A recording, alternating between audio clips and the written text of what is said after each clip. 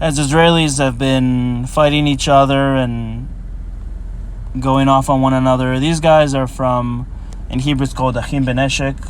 English it will be called Brothers in Arms, and they're basically protesting, and they're going into all these very ultra-Orthodox neighborhoods where people don't go to the army, and they're confronting these guys and saying how they want equality and how they want also ultra-Orthodox guys to draft, and that it's not fair that only they draft, that they also have to draft too. And again, they're being very provocative, and this is showing a lot of divisions within the Israeli public. This is just continuing, and the real threat is obviously the northern threat of Lebanon and Iran, who are just waiting to pounce on Israel to destroy the state. Israeli citizens are too much involved in fighting each other and worrying about the judicial reform bill. Meanwhile, Hezbollah has been garnering more strength. They are doing a lot of prep work and training to go to war against Israel, as this drill that they've done, where they're looking to conquer northern Israel and conquer villages and cities in northern Israel. And this is what they're planning on doing. They're not doing it secretly at all. They've had plenty of time to prepare for this. Not only have they had plenty of time, but they also have a lot of experience fighting ISIS guys in Syria and fighting other insurgents with the help of President Assad, and also with the help of Iran. They have 250,000 missiles, which is far more than most NATO countries have. And once they let those out, they also have advanced drones. They have incredibly highly skilled forces who are able to fight, who are actually trained in urban warfare. And they are a serious threat to Israel, and also pose an existential threat as well, because once they start firing rockets, it'll be very hard for Israel to respond.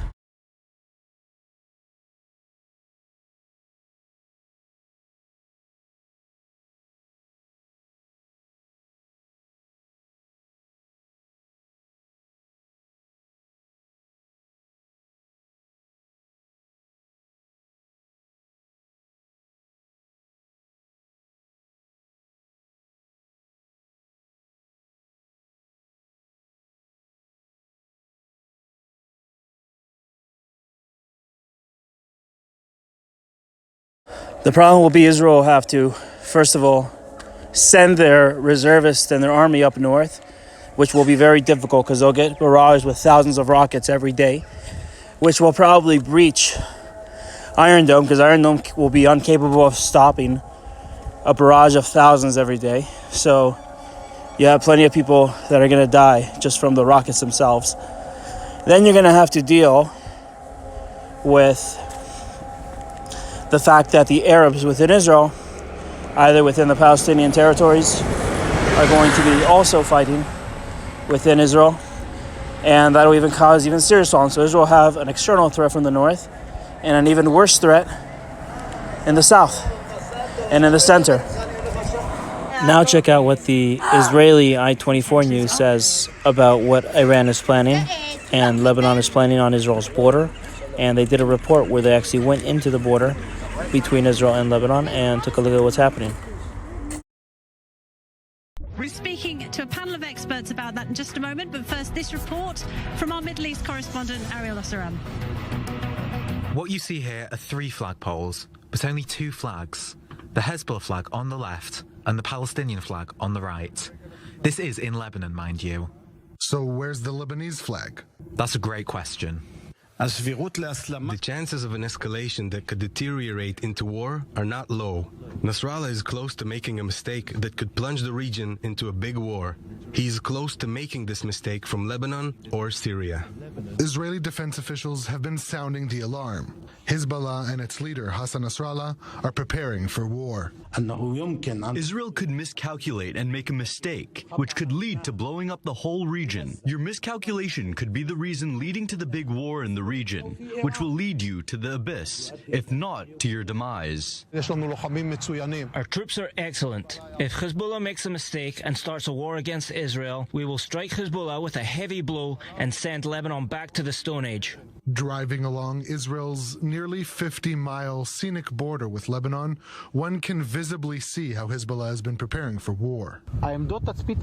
These observation posts, beyond their regular task of tracking and documenting Israeli movements along the border, also serve Hezbollah in its psychological warfare, saying, "We are here." This is a closed military territory belonging to Hezbollah, and there are now dozens of these zones in southern Lebanon. You won't see the Lebanese army enter these areas. Up until a year or two, posts like these were hidden from view. Within minutes into our conversation, we realize we're not alone. And here, suddenly a car has arrived. Oh, really? Who are they? They're filming us. They're filming us because we are filming the area. These are Hezbollah operatives. 3 operatives in civilian clothing. As you can clearly see, Hezbollah's observation post worked great. In recent years, Hezbollah has increased its presence along the border under the cover story of an environmental organization called Green Without Borders. Using the idea of planting trees, the organization is actually a front for the group's terror activity along the border to cover up its violation of UN Security Council Resolution 1701 to maintain peace on the Lebanese-Israeli border. And in the past year or so, we've seen that they've been joined by fighters from the Radwan unit. That's Hezbollah's elite commando unit. Named after the late leader of Hezbollah's military wing, the main mission of the Radwan unit is to infiltrate into Israeli territory and conquer towns or bases in the Galilee. Last month, this unit of 2,500 fighters, which gained much experience in the fighting in Syria, conducted a military drill depicting a wide range of scenarios. The main one, bombing a hole through the security barrier and hundreds of fighters storming into Israel, by foot and on ATVs. Hezbollah isn't deterred by Israel. If they decide to carry out an attack against Israel, if they believe at that moment it serves their interests, they will attack. And we've seen this very clearly in recent months. Back in July of last year, at the height of negotiations between Israel and Lebanon over a maritime border, Israel downed 3 Hezbollah drones headed towards a Karish offshore gas rig. In March, a Palestinian terrorist infiltrated the border from Lebanon and carried out a bombing attack near Megiddo in the north, injuring 1 Israeli. All assessments point to Hezbollah for sending him. And in April, Hezbollah allowed Hamas to launch dozens of rockets at northern Israel, in the worst attack since 2006. Driving further along the border, we come across another Hezbollah post. This time, at least 6 operatives are visible. This, too, in violation of UN Resolution 1701. Oh, it seems like a real party's going on. Yep, there's a party. But beyond the ground scenario, in the next war against Hezbollah, we will see capabilities and firepower that we have not seen before. Not what we saw in 2006, or what we experienced from Hamas in Gaza. What scope are we talking about here?